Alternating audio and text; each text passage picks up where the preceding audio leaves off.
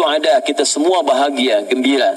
Tapi dalam konteks ilmu balaghah, ya kalau dibawa maknanya ke konteks balaghah, maka dia menunjuk pada dua makna. Satu, ta'zimun nafsi, yang kedua ta'zimus sya'ni.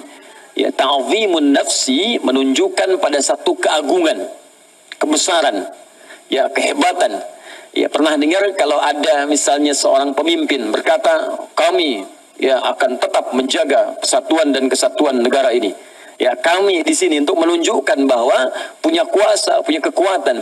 Nah, Allah ketika di Al-Quran menggunakan bentuk ta'zimun nafsi, nahnu atau inna, ini menunjukkan kehebatan, keagungan dan kebesaran Allah Subhanahu wa taala. Seakan-akan Allah ingin menyampaikan, hanya saya dengan segala keagunganku yang bisa menjaga Al-Quran melewati setiap dimensi tanpa batas dan tidak ada perubahan.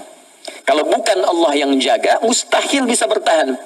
Tunjukkan pada saya kalimat mana, teks mana di muka bumi ini yang bertahan melewati abad-abad dan berbagai dimensi sampai dengan sekarang tanpa perubahan. Al-Quran sudah lewat 15 abad. Tidak berubah kalimatnya, hurufnya, bahkan kepada harakatnya. Sampai saat ini.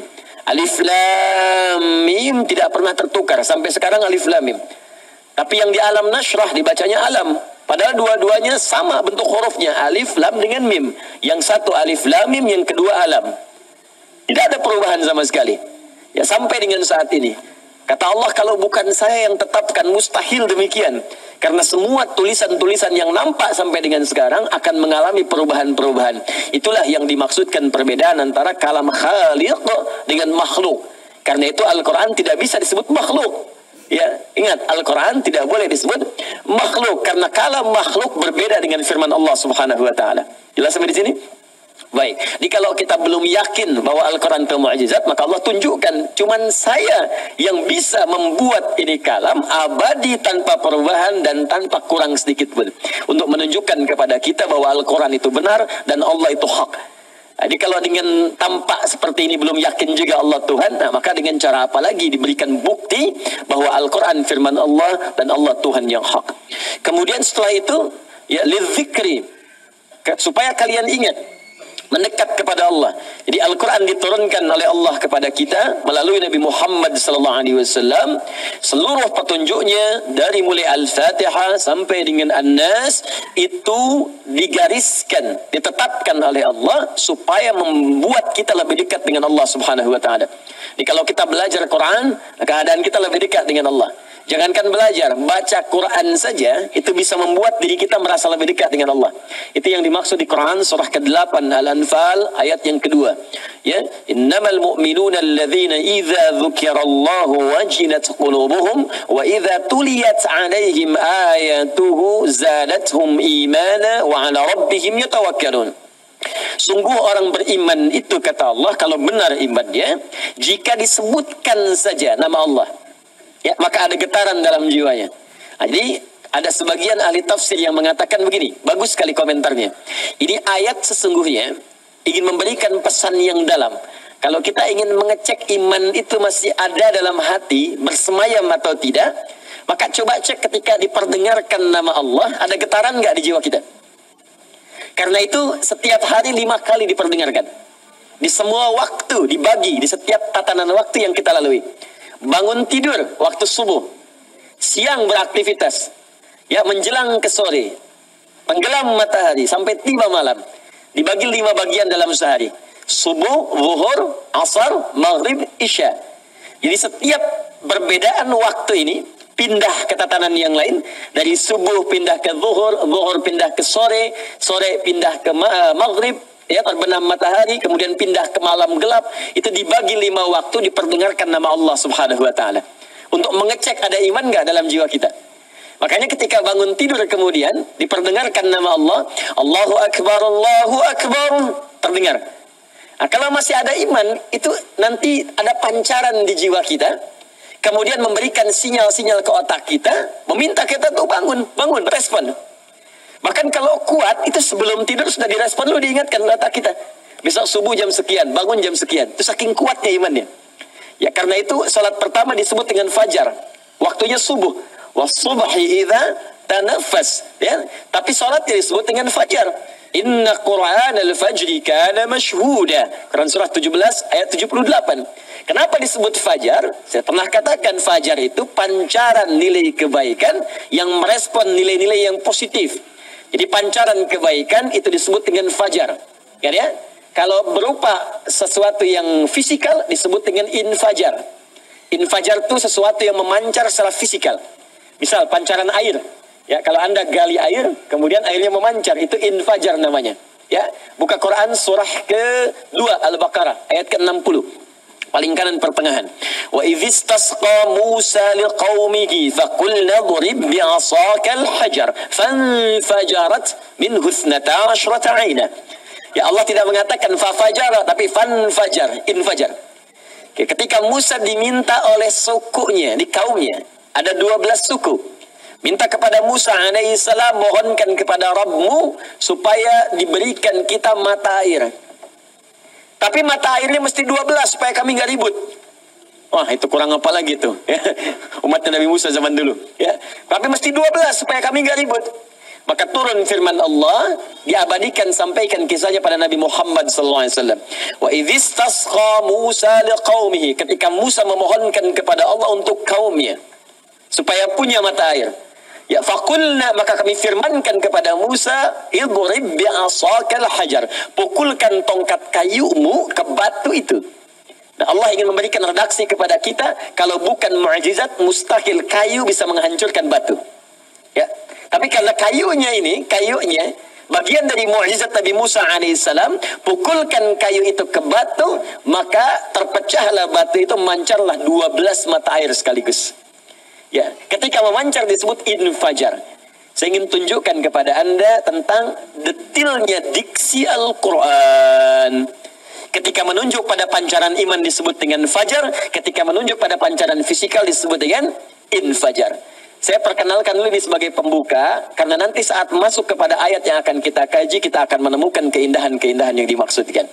Kenapa sholat disebut dengan fajar? Bukan sekedar cahaya matahari membelah kemudian gelapnya malam sehingga muncul kemudian pengantar siang. Bukan sekedar itu, tapi juga iman kita memancar pada saat itu mengingatkan kita untuk merespon seruan Allah Subhanahu wa taala. Ya, wa idza tuliyat 'alaihim ayatuhu zadatuhum imana. Ini dalilnya. Makanya kalau dibacakan ayat-ayat Allah, orang yang terbiasa dengar azan ada getaran. Dengar azan, ada gejolak dalam jiwanya. Cepat sudah azan, cepat siap-siap. Berbahagialah karena secuil iman itu masih melekat dalam jiwa kita. Yang paling bahaya kalau sudah nggak peduli. Allahu Akbar, Allahu Akbar. Wih, azan nih, azan. Tenang, masih azan belum qomat. Ya, Allahu Akbar, Allahu Akbar. Qomat, dah qomat. Tenang, zuhur masih 2 jam lagi. Nah, itu bahaya itu. Ya. Atau yang lebih bahaya lagi, memang sudah nggak minat sholat. Ya, KTP-nya Muslim tapi nggak minat sholat. Tapi yang paling menarik yang mengingatkan itu non Muslim. Ya, bro, udah azan tuh. Biarin aja, ntar juga muncul lagi azan. Santuy banget gitu ya.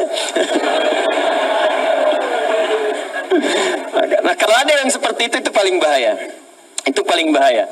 Ya, nah kalau kita sudah mulai dekat, maka kata Allah, semakin kemudian imannya menguat, semakin meningkat, maka semakin merasakan kenikmatan dalam beribadah kepada Allah Subhanahu wa taala.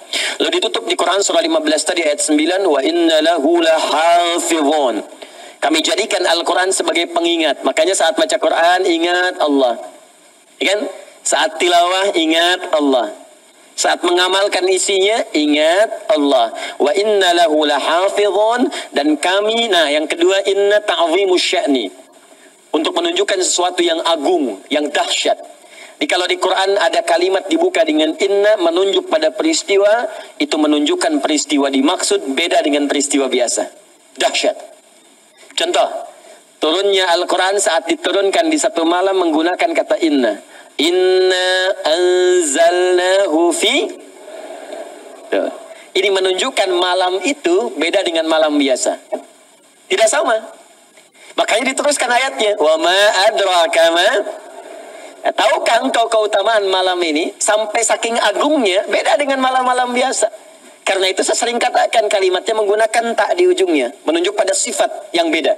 Di ada lail, ada lailah, beda. Lail tiap malam yang kita lalui. Ada salat malam, Quran surah ke-17 ya, ayat 79. Pakai lail, bukan lailah. Wa minal laili fatahajjad bi. Dari setiap malam yang kita lalui, sebagiannya bangun untuk tahajud. Tiap malam.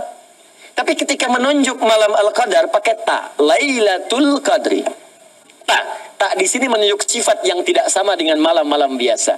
Karena itu ketika dibuka menggunakan inna anzalnahu fi Lailatul Qadr. Ingat ya, ada lail, ada layali jamaknya. Lail, layali, laila, lili, lala itu malam. Ya, ibu Lela, ibu malam-malam, ya. Baik. Laila, malam yang istimewa. Ya, Laila, malam yang istimewa. Apa keistimewaannya? Ketika beribadah di malam itu khairum min alfi syahr. Ya, lebih bagus, lebih baik nilainya dari 1000 bulan. Jadi bukan 1000 bulan, lebih dari 1000 bulan.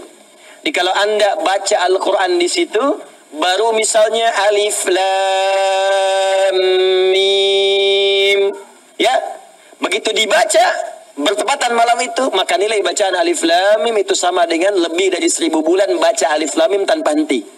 Alif lam mim, alif lam mim, alif lam mim, alif lam mim, alif lam mim, alif lam mim, 1000 bulan. Ya, lebih dari 85 tahun. Itu pahalanya. Salat 2 rakaat, Masya Allah, salat. Yang paling bahagia bangun di malam itu, kemudian tobat, nangis. Begitu tobat, sholat. Begitu sholat, sujud, salam, meninggal. Masya Allah, modal cuma 2 rakaat masuk surga. Tobat, ya hilangkan semua dosanya, gugur. Nangis dia, benar-benar menangisi dirinya. Tobat, sujud, minta. Kan begitu 2 rakaat dapat 85 tahun tanpa henti. Anda bayangkan. Makanya, Masya Allah, sulit itu ya. Kalau sudah dapat Ramadan, jangan disia-siakan. Tips cepatnya, setiap malam bangun. Walaupun cuma 30 menit. Kalau Anda ingin dapatkan malam Al-Qadar, Lailatul Qadri, maka cara cepatnya, setiap malam Ramadan, bangun sekalipun hanya 30 menit. Insya Allah kalau tiap malam bangun, pasti dapat itu. Ya, pasti dapat. Ya, cuman ibadah, jangan cuma bangun doang, bangun itu ya. Ya.